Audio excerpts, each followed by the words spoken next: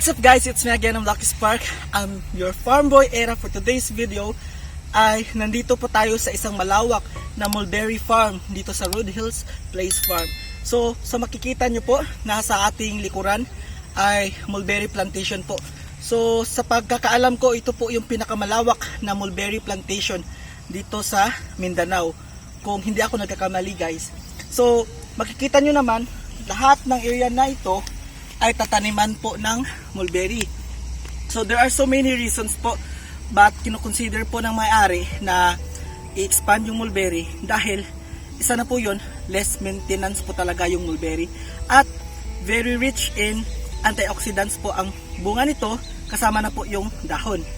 So dito naman sa kabila na side, nakikita nyo po already prune na po yung ating mulberry. So may mga bunga na po yan, hilaw, at sa kabilang side naman ay na-harvestan na po yan natin. So ipapakita ko naman yung ongoing na ginagawa namin. Actually nagtatanim na po yung mga tao dito at naghuhukay para po mataniman na yung mga bakanting lupa para matapos yung plantation dito sa mulberry sa Rude Hills Place Farm. So tara guys, samahan nyo ako at papakita namin yung currently na ginagawa dito sa farm or sa mulberry plantation ng Rude Hills Place Farm. So ito po yung center. So tataniman po ito ng yung mga kahoy na maganda yung mga dahon. So inuuna lang po talaga yung both side na mulberry, dahil possibly yung makreate na product dito is mulberry wine, mulberry juice, mulberry soap, and mulberry tea. So yun lamang ang mga iilan na mga produkto na pwedeng gawin sa halaman na ito.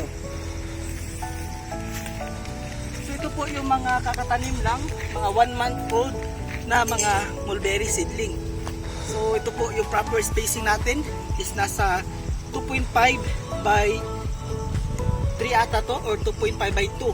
So nakalimutan ko yung spacing nito, pero yan, makikita nyo naman yung may mga green. So maliliit pa lang yan at kakatanim pa lamang po ng mga tauhan dito sa farm. So puntahan naman natin doon kung ano yung mga ginagawa nila.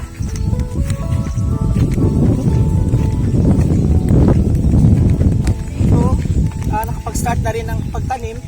So kaliwaan yan guys, meron din dito sa side at meron din dito bandang kabila. Ito, bandang kabila. So ang mangyayari dito guys, once open na po for public yung Rude Hills Place Farm, yung mga visitors po ay pwede pong mag pick and pay. So ibig sabihin po nun ay magpo-purchase po sila ng per cup, at depende na po yun sa size, kung 100 grams ba. So equivalent po yan sa market price ng mulberry ngayon na 400 to 600 pesos per kilo po. So yun po yung value ng bunga ng mulberry. So maganda po yan, smoothie, shake, or juice, at iba't ibang mga produkto, kasi very rich in antioxidant po yung mga bunga ng mulberry, at kapag color black na po siya ay sobrang tamis na po ng bunga ng mulberry. So tara, tingnan natin kung gaano kalalim yung hukay ng mga mulberry. So ganito lang po, hindi po siya gaano kalalim, kasi yung mulberry naman is yung ugat niya is madaling mag-expand at kaya niya pong butasin yung ganito na soil. So less maintenance lang po ito, at yung ma-expect nyo sa mulberry plantation sa farm ng Rude Hills ay wala po itong spray. So mapapanigurado po sa inyo na yung mga kinakain nyo na fruits sa mulberry dito sa Rude Hills Place Farm ay wala pong chemical or spray sa mga bunga nito.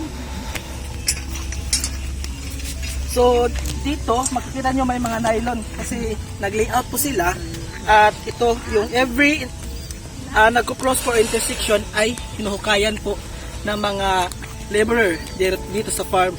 So may mga farm workers na po tayo na naka-assign sa vegetable farm, sa grapes, at sa mulberry. So ganito kalawak po yung may experience na mga magvi-visit dito sa farm.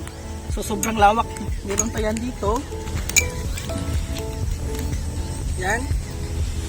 Magpakita mo sa ate. dito naman, nandito si Ma'am Jen, yung agronomist sa vegetable natin. Kita po yung in charge.